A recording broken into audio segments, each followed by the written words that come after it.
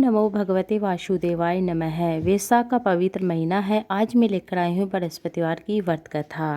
भारतवर्ष में एक बड़ा ही प्रतापी दानी राजा राज्य करता था। वह नित गरीब ब्राह्मणों की सहायता करता। ये बात उसकी रानी को बिल्कुल भी अच्छी नहीं लगती थी। ना ही व्रत करती, ना ही गरीबों को दान देती, भगवान का पूजन भी नहीं करती थी। राजा को भी दान देने से मना करती थी। एक दिन राजा शिकार खेलने वन को चली जाते हैं। रानी महल में अकेली थी। उसी समय बृहस्पति देव साधु के वेश में प्रकट होते हैं। राजा के महल में भिक्षा मांगने के लिए आते हैं। भिक्षा मांगी तो रानी ने कहा, हे साधु महाराज, मैं इस दान पुण्य से तंग आ गई हूँ।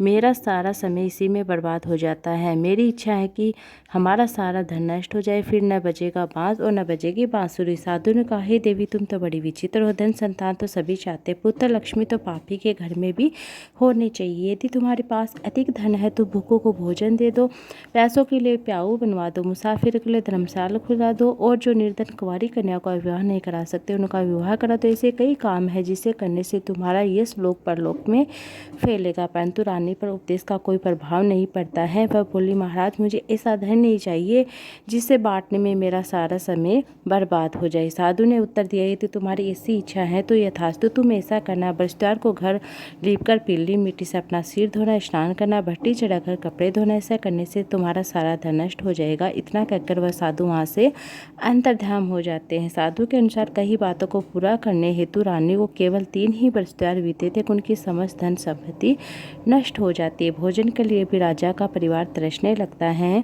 तब एक दिन राजा ने रानी से बोला कि हे रानी, तुम यहाँ पर रहो, मैं दूसरे देश जाता हूँ, क्योंकि यहाँ पर मुझे सभी मनुष्य जानते से कोई कार्य भी नहीं कर सकता। ऐसा कहकर राजा प्रदेश चला जाता है। वहाँ से जंगल से लकड़ी काट कर लाता है, शहर में बेचता है। इस तरह अपना जीवन व्यतीत करने लगता है।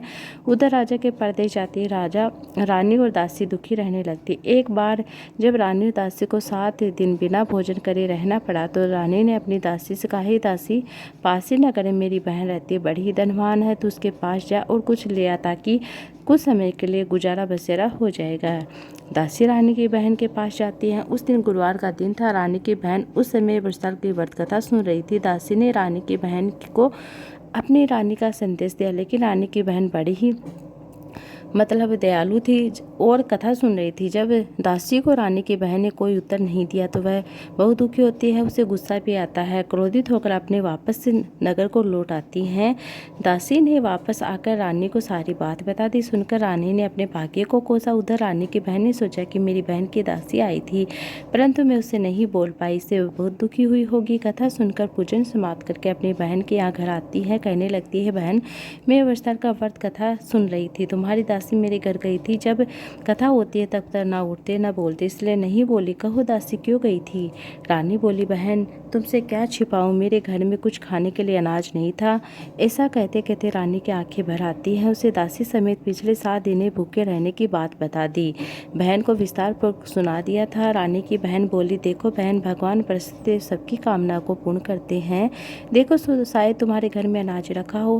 पहले तो रानी को विश्वास नहीं होता, परंतु रानी की बहन के बार बार आग्रह करने पर अपनी दासी को अंदर भेजती है तो उसे सचमुच अनाज से भरा घड़ा मिलता है। वह देखकर दासी को बड़ी हैरानी होती है। दासी रानी की बहन से कहने लगती है, रानी, जब हमको भोजन नहीं मिलता तो हम रोज ही व्रत करते, इसलिए क्यों न इसे व्रत की कथा विधि पूछ ली जाए, ताकि हम भी व्रत कर सकते हैं। जब रानी ने अपनी बहन से बृहस्पतिवार के व्रत के बारे में पूछा तो उसकी बहन ने बताया, बृहस्पतिवार के व्रत में चने की दाल, मुनके से विष्णु भगवान का केले की जड़ से पूजन करे, दीप लगाए, कथा सुने और पीला भोजन करे, उसे बृहस्पतिदेव प्रसन्न होते हैं, अन्न धन पुत्र देते हैं। पूजन विधि बताकर रानी की बहन अपने घर को लौट आती है। 7 दिन के बाद जब गुरुवार आता है तो रानी और दासी ने व्रत रखा। गुड़साल में जाकर चना और गुड़ ले आती है। फिर उसे केले की जड़ में विष्णु भगवान का पूजन करती है, मंत्रों का जाप करते हैं। पीला भोजन कहाँ से लाए, बड़ी हैरानी होती है और दुखी होती है। उसी समय साधु के वेश में बृहस्पति देव प्रकट होते हैं। 2 थाली में सुंदर पीला भोजन लेकर दासी से बोलते हैं, रानी, तुम्हारे लिए, तुम 7 भोजन ग्रहण करना। उसके बाद वे सभी गुरुवार को व्रत करते हैं, पूजन करते हैं, बृहस्पतिवार की व्रत कथा सुनते हैं। इससे व्रत के प्रभाव से वह अन्न धन पुत्र प्राप्त हो जाता है। परंतु रानी फिर से पहले की तरह आलस्य करने लगती है। तब दासी बोलती है, देखो रानी, तुम पहले भी इसी प्रकार आलस्य करती थी, तुम्हें धन रखने में कष्ट होता है, इस कारण सभी धन नष्ट हो गए। जब हम भगवान की बरसती की कृपा से धन मिला है तो हमें अच्छे कार्य में लगाना चाहिए। फिर तुम्हें आलस्य होने लगा। रानी को समझाती हुई दासी कहती है, बड़ी मुसीबतों के बाद हमने धन पाया, इसलिए हमें दान पुण्य करना चाहिए। भूखे मनुष्यों को भोजन कराना चाहिए, धन को शुभ कार्य में खर्च करना चाहिए, जिससे तुम्हारे कुल का यश बढ़ेगा, स्वर्ग की प्राप्ति होगी, पितर प्रसन्न होंगे। दासी की बात मानकर रानी अपना धन शुभ कार्य में खर्च करना शुरू कर देती है, जिससे पूरे नगर में यश फैलने लगता है। बृहस्पति की व्रत कथा के बाद कहते हैं कि सभी श्रद्धालुओं को आरती के बाद प्रसाद लेकर जाना चाहिए। इस एक दिन राजा दुखी होकर जंगल में एक पेड़ के नीचे आसन जमाकर बैठा हुआ था, अपनी दशा को याद कर रहा था, व्याकुल हो रहा था। बृहस्पति का दिन था। एकाएक उसने देखा कि निर्जन वन में एक साधु प्रकट होते। साधु के वेश में स्वयं बृहस्पति देव थे। लकड़हारे के सामने आकर बोलते, हे लकड़हारे, इस सुनसान जंगल में किस चिंता मग्न में बैठा है। लकड़हारे ने दोनों हाथ जोड़कर प्रणाम किया और उत्तर दिया, महात्मा जी, आप सब कुछ जानते, मैं क्या कहूँ, यह कहकर रोने लगता है। साधु का अपनी आत्मकथा सुनाता है। महात्मा जी ने कहा, तुम्हारी स्त्री ने बृहस्पति के दिन बृहस्पति भगवान का निरादर किया था, जिसके कारण रुष्ट होकर उन्हें तुम्हारी दशा कर दी है। अब तुम चिंता मत करना, मेरे कहे अनुसार चलोगे तो तुम्हारे सभी दुख दूर होंगे, कष्ट दूर होंगे, भगवान पहले से भी अधिक धन संपत्ति देंगे। तुम बृहस्पतिवार के दिन कथा किया करो, पाठ किया करो, 2 पैसे से चने मुनका लाकर उसका प्रसाद बनाओ, शुद्ध जल के लोटे में शक्कर मिलाकर अमृत तैयार करो। कथा के पश्चात अपने सारे परिवार सुनने वाले प्रेमियों में अमृत प्रसाद बांटकर आप भी ग्रहण करो। ऐसा करने से तुम्हारा यश लोक परलोक में फैलेगा। साधु के ऐसे वचन सुनकर लकड़हारा बोला, हे प्रभु, मुझे लकड़ी बेचकर इतना पैसा नहीं मिलता है जिसे भोजन करने के उपरांत कुछ बचा सकूं। मैंने रात्रि में अपनी स्त्री को व्याकुल देखा, मेरे पास कुछ भी नहीं है जिससे उसकी खोज खबर मंगा सकूं। साधु ने कहा, हे लकड़हारे, तुम किसी बात की चिंता मत करो, मैं जैसे कह रहा हूँ तुम वैसा ही करना। तुम बृहस्पतिवार के दिन रोजाना की तरह लकड़ियाँ लेकर शहर को जाना, तुमको रोज से दुगना धन प्राप्त होगा, जिससे तुम भली भांति भोजन भी कर लोगे और बृहस्पति देव की पूजा का सामान भी आ जाएगा। इतना कहकर साधु अंतर्ध्यान हो जाते हैं। धीरे धीरे समय व्यतीत होने पर फिर वही बृहस्पतिवार का दिन आता है। लकड़हारा जंगल से लकड़ी काटकर किसी शहर में बेचने जाता है, उसे उस दिन से अधिक पैसे मिलता है। राजा ने चना गुड़ लाकर गुरुवार का व्रत किया, कथा सुनी, उस दिन से उसके सभी क्लेश दूर हो गए। परंतु जब दोबारा गुरुवार आता है तो वह व्रत करना भूल जाता है। इसी कारण बृहस्पति देव नाराज हो जाते। उसे उस नगर के राजा ने विशाल यज्ञ का आयोजन किया था। शहर में घोषणा करा दी कि कोई मनुष्य अपने घर भोजन न बनावे, आग भी नहीं जलावे, समझते हैं मेरे भोजन करना है। इस आज्ञा को जो नहीं मानेगा उसे फांसी की सजा दी जाएगी।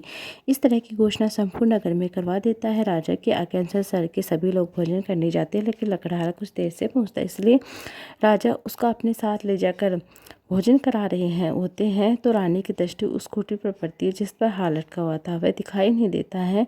रानी ने निश्चय कर, मेरा हार इसी मनुष्य ने चुराया होगा। उसी समय सिपाही को बुलाकर उसको कारागार में डलवा देता है।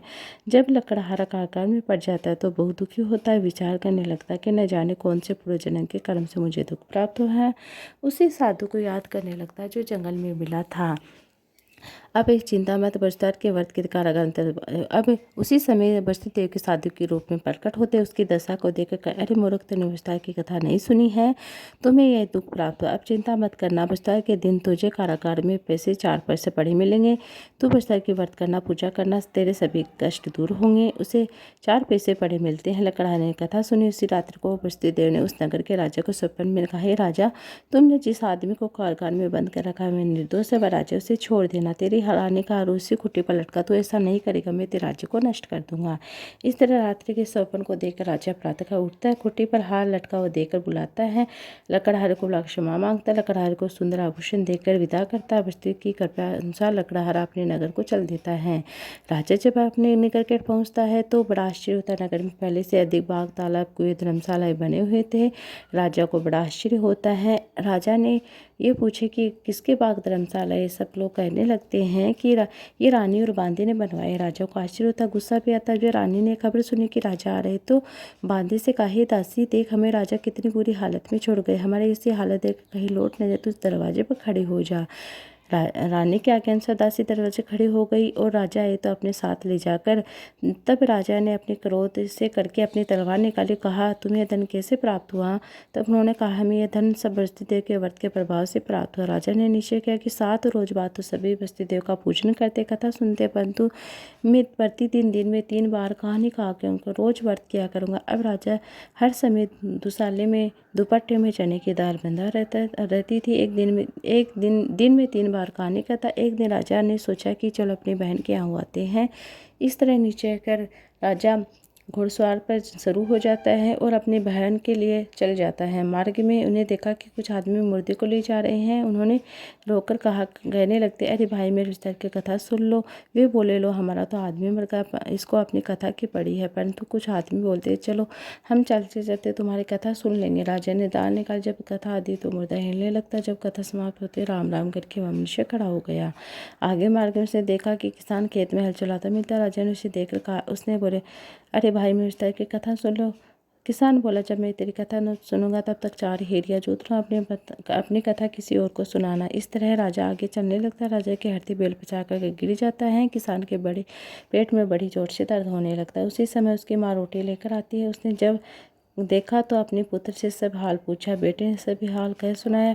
बुढ़िया दौड़ी घुड़सवार के पास जाती है। उसे बोली कि मैं तेरी कथा सुनूंगी, अपनी कथा मेरे खेत पर चलकर कहना। राजा ने बुढ़िया के खेत पर जाकर कथा कही, जिसे सुनकर लकड़ाया किसान के पेट का दर्द बंद हो जाता है। राजा अपनी बहन के घर पहुंचा। बहन ने भाई की खूब माने की। दूसरी रोज प्रातःकाल जब राजा जगराते देखा सब लोग भोजन करे हैं। राजा ने अपनी बहन से कहा, हे बहन, यहाँ ऐसा कोई मनुष्य जिससे भोजन नहीं किया, मेरे विस्तार की कथा सुन ले। बहन बोली, भैया यह देश ऐसा, पहले यहाँ भोजन करते, बाद में अन्य कार्य करते। अगर कोई पड़ोस में हो तो देख आती हूँ। कहकर बहन देखने चली जाती हैं। उसे कोई ऐसा मनुष्य नहीं मिलता जिसे भोजन नहीं किया। अंत में कुम्हार के घर जिसका लड़का बीमार था, उसे मालूम है यहाँ 3 रोज से किसी ने भोजन नहीं किया है। रानी ने अपने भाई की कथा सुनने के लिए कुम्हार से कहा। कुम्हार तैयार हो जाता है। राजा जाकर विस्तार की कथा सुनाता है। उसे सुनकर लकड़हारा ठीक हो जाता है। अब तो राजा की प्रशंसा होने लगती। एक रोज राजा ने अपनी बहन से कहा, हे बहन, अपने घर को जाएंगे, तुम भी तैयार हो जाओ। राजा की बहन ने अपनी दासी से कहा था, अपनी सास से कहा। सास ने कहा,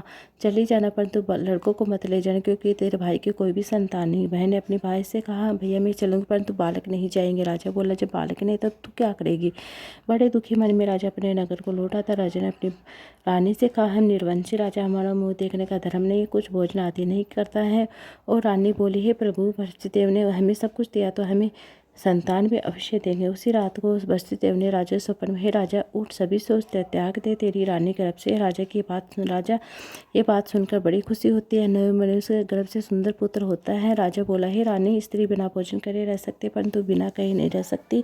जब मेरी बहन आए तो उसे कुछ मत कहना। रानी ने सुनकर हाँ कर दिया। जब राजा की बहन ने यह शुभ समाचार सुना तो वह खुशी होकर बधाई लेकर अपने भाई के घर आती। तभी रानी ने कहा, घोड़ा चढ़कर तो नहीं आई, गधा चढ़ी आई है।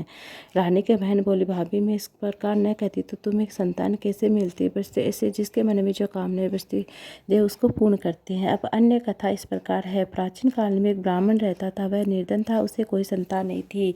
उसकी स्त्री बहु थी, मलिनता के साथ रहती थी, न स्नान करती न किसी देवता का पूजन करते। उसे ब्राह्मण देवता बड़े दुखी थे, बेचारे बहुत कुछ कहते, किंतु उसका परिणाम नहीं लगा। भगवान की कृपा से ब्राह्मण के यहाँ कन्या रूपी रत्न पैदा होता है। कन्या बड़ी होने लगती है, स्नान करके विष्णु भगवान का पूजन करती है, बृहस्पतिवार का व्रत कथा सुनती है, पूजन पाठ समाप्त करके विद्यालय जाती है। अपनी मुट्ठी में जो भर ले जाती है पाठशाला के मार्ग में डाल जाती है। जब वह जो स्मरण के हो जाते तो उन्हें घर ले आती है। एक दिन वह बालिका सोने के सूप में जो फटकार रही थी तो उसकी पिता ने देख लिया। कहा कि हे पिता, हे बेटी, तुम्हें सोने के जो साफ करने सोने का सूप होना चाहिए। दूसरे दिन बताया था, कन्या ने व्रत रखा। बृहस्पतिदेव से प्रार्थना करके कहा, मैंने आपकी पूजा सच्चे मन से की है तो मेरे लिए सोने का सूप दे दो। बृहस्पति ने उसकी प्रार्थना स्वीकार कर ली। रोजाना की तरह कन्या जो फैलाती जाने लगती है। जब लौट रही थी तो उस बृहस्पतिदेव की कृपा से सोने का सूप मिल जाता है। उसे घर ले आती है, उसमें जो साफ करने लगती है, परंतु उसकी माँ का वही ढंग रहता है। एक दिन की बात है, वह सोने के सूप में जो साफ कर रही थी तो उसकी माँ ने तो वहाँ का राजपुत्र वहाँ से होकर निकलता है। उसकी लड़की के रूप और कार्य को देखकर मोहित हो जाता है। अपने घर आकर भोजन जलते आकर लेट आ जाता है। राजा को इस बात का पता चला तो अपने प्रधानमंत्री के साथ उसके पास जाते हैं। बोले, ही बेटा, तुम्हें किस बात का कष्ट है? किसी ने तुम्हें अपमान किया, अन्य कारणों से को मैं वही कार्य जिससे तुम प्रसन्नता होंगे। अपने पिता की राजकुमार ने बातें सुनी बोला, मुझे आपकी कृपा से किसी बात का दुख नहीं, ना किसी ने मेरा अपमान किया, परंतु मैं उस लड़की से विवाह करना चाहता हूँ जो सोने के सूप में जो साफ करी थी। सुनकर राजा आश्चर्य पड़ जाता है। बेटा, इस तरह की कन्या का पता तुम ही लगाओ, मैं उसके साथ तेरा विवाह अवश्य करा दूंगा। राजकुमार ने उस लड़के के घर का पता बताया। तब प्रधानमंत्री लड़के घर गए, ब्राह्मण देवता को सभी हाल बताए। ब्राह्मण देवता राजकुमार के साथ अपना कन्या का विवाह करने के लिए तैयार हो जाते। विधि विधान के अनुसार ब्राह्मण की कन्या का विवाह हो जाता। राजकुमार के साथ कन्या के घर जाते ही भले की बातें, गरीबी का निवास ब्राह्मण के घर में हो जाता है। अब भोजन के लिए बड़ी मुश्किल से मिलता था। एक दिन दुखी होकर ब्राह्मण देवता अपनी पुत्री के पास जाते हैं। बेटे ने अपने पिता की दशा को देखकर हालचाल पूछा। कन्या ने बहुत सारा धन देकर पिता को विदा किया। इस तरह ब्राह्मण देवता कुछ समय पर सुखपूर्वक जीवन बीत जाता है। कुछ दिन बाद फिर वही हाल हो जाता है। ब्राह्मण फिर अपनी कन्या के यहाँ जाता है। उस सारा हाल कहा। लड़की बोली, है पिताजी, आप माताजी को यहाँ ले आवे, मैं से विधि बताती हूँ जिससे गरीबी दूर होगी। ब्राह्मण देवता अपनी स्त्री को लेकर पहुंच रहे तो अपनी माँ को समझाने लगते हैं, माँ तुम प्रातः का स्नान आदि करके विष्णु भगवान को पूजा पाठ किया कर, सब दरिद्रता दूर होगी। परंतु उसकी माँ का वही डंगरा एक ही बात नहीं मानी। प्रातः का उठकर अपनी पुत्री के बच्चे को जूठन खा लेती। उससे उसकी पुत्री को बहुत गुस्सा आता है। एक रात उसे कोठरी में बंद कर देते। सारा सामान निकाल अपनी माँ को उसमें बंद करती थी। प्रातः का निकाल कर स्नान आदि कराती, पूजा पाठ कराते, माँ की बुद्धि ठीक हो जाती। फिर प्रत्येक स्तर को व्रत करने लगती हैं। इस व्रत के प्रभाव से उसके माँ बाप बहुत धनवान पुत्रवान हो जाते हैं। बृहस्पतिवार के व्रत के प्रभाव से इस लोक में सुख भोग कर स्वर्ग लोक को प्राप्त होते हैं। ये थी आज की कथा। उम्मीद है आपको ये अच्छी लगी। वीडियो अच्छी लगी तो वीडियो को लाइक ज़्यादा से ज़्यादा शेयर कीजिएगा। अब बृहस्पतिवार की व्रत आरती सुनते हैं। जय बृहस्पति देवा स्वामी, जय बृहस्पति देवा, छिन छिन भोग लगाऊं कदली फल मेवा। ओम जय बृहस्पति देवा, तुम पूर्ण परमात्मा, तुम अंतर्यामी, जगत पिता जगदीश्वर, तुम सबके स्वामी। ओम जय बृहस्पति देवा, चरणामृत निज निर्मल, सब पातक हरित, सकल मनोरथ दायक, कृपा करो भरता।